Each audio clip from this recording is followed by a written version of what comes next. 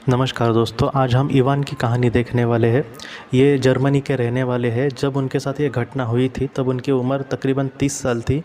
Ivan हमसे ये कहते हैं कि जो खदानें होती है उसमें वो काम कर रहे थे और एक दिन उस खदान में कुछ दुर्घटना हुई और उस दुर्घटना में दोस्तों सारे लोग वहाँ पे पूरी तरीके से ज़ख्मी हो गए थे। मतलब एक जो रास्ता था उनका वही ब्लॉक हुआ और वहाँ पर कुछ भी नहीं कर पा रहे थे और एक तरफ से एकदम बड़े बड़े पत्थर, मतलब जैसे ज़मीन ही हिल गई हो और ये पूरी तरीके से वहाँ पर ब्लॉक ही हो गए थे और इनको कुछ भी समझ नहीं आ रहा था कि क्या हो रहा है।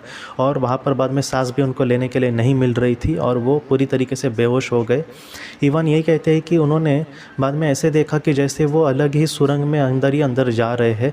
वो बहुत ही बड़ी सुरंग थी इवान कहते हैं और अंदर अंदर मैं जा रहा हूँ उसके। पहले तो उस सुरंग में उन्होंने अंधेरा ही देखा सिर्फ, लेकिन धीरे धीरे वो एकदम चमकीला प्रकाश बन गया और धीरे धीरे इवान जी ने ये कहा है डायरेक्टली कि इंद्रधनुष के जैसे सुंदर सुंदर और बहुत सारे रंग, जिसमें सिर्फ एक रंग है हम नहीं कह सकते कि यही है, जिसमें बहुत सारे रंग मिक्स है, वैसे ही उन्होंने कहा है कि इंद्रधनुष जैसा पूरा ही वो एक मतलब जो प्रकाश है वही इंद्रधनुष जैसा बन गया है और उसके अंदर वो जा रहे हैं। और वो कहते हैं कि मैं समझ ही नहीं पा रहा था कि आखिर ये मेरे साथ क्या हो रहा है। बाद में इवान ये कहते हैं कि उनके आंखों के सामने कुछ छवियाँ आई और वो छवियाँ ऐसी थी कि जैसे कोई एक चित्र घूम रहा हो या फिर एक चित्र चल रहा हो जिस चित्र में बदला होते जा रहे हैं। जैसे हम आज के ज़माने में बोले तो वीडियो भी हो सकती, फास्ट फॉरवर्ड करके जैसी वीडियो हम देखेंगे वैसे वो वीडियो थी दिख रही। और उस वीडियो के बारे में इवान हमसे ये कहते हैं कि वो कुछ ऐसी थी जैसे उनके बचपन का पहले उन्होंने काल देखा और उसके बाद मतलब बचपन से लेकर अब तक सारी चीज़ें उन्होंने अपने जीवन की देखी। जैसे किसी एक फ़िल्म हमारे जीवन पर पूरी तैयार की गई हो और उसको फास्ट में हम देख रहे हो, वैसे इवान कहते हैं कि उन्होंने देखा।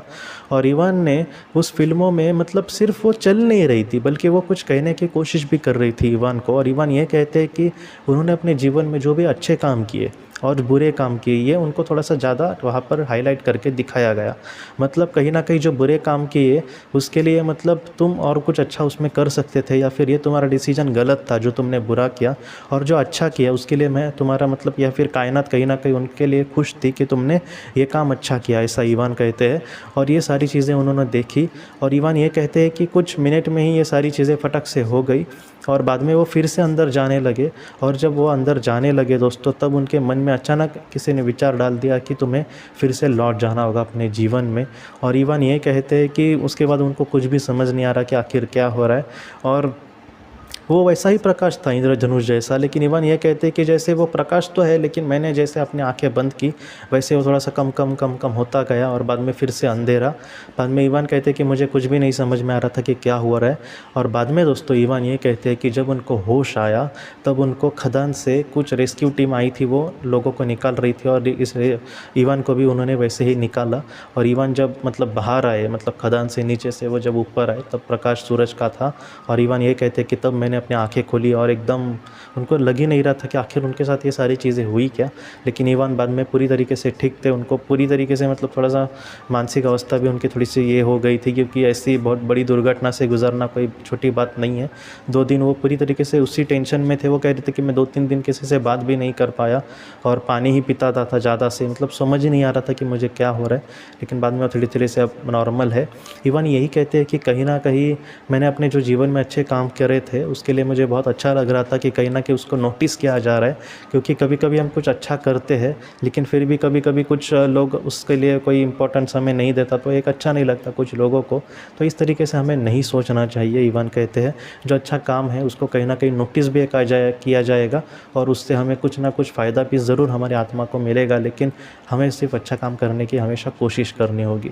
तो यही मैसेज मुझे भी देना था आपको दोस्तों कि हमारे अच्छे काम जो है उसको नोटिस कोई करे या फिर ना करे, लेकिन निस्वार्थ रीति से अगर हम कुछ करते हैं तो उसको हमेशा मदद मिलती है हमारी आत्मा को। तो इस तरीके से हम अपने जीवन में आगे बढ़े तो हम बहुत कुछ अच्छा कर सकते हैं। तो दोस्तों हम अपनी अगली वीडियो में मिलते हैं। आप अपने परिवार का ख्याल रखना।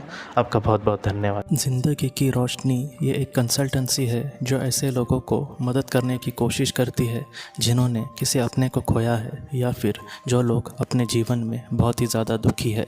जो लोग इस संस्था के साथ जुड़ेंगे उन्हें पास्ट लाइफ रिग्रेशन के ऑडियो, ध्यान करने के लिए 5 ऑडियो, 10 ऑडियो बुक्स और उसके साथ साथ PDF किताबें, मतलब ऐसी किताबें जो मोबाइल या फिर लैपटॉप या फिर कंप्यूटर पर आप पढ़ सकते हैं, ऐसी किताबें उन्हें ईमेल पर या फिर व्हाट्सएप पर भेजी जाएंगी।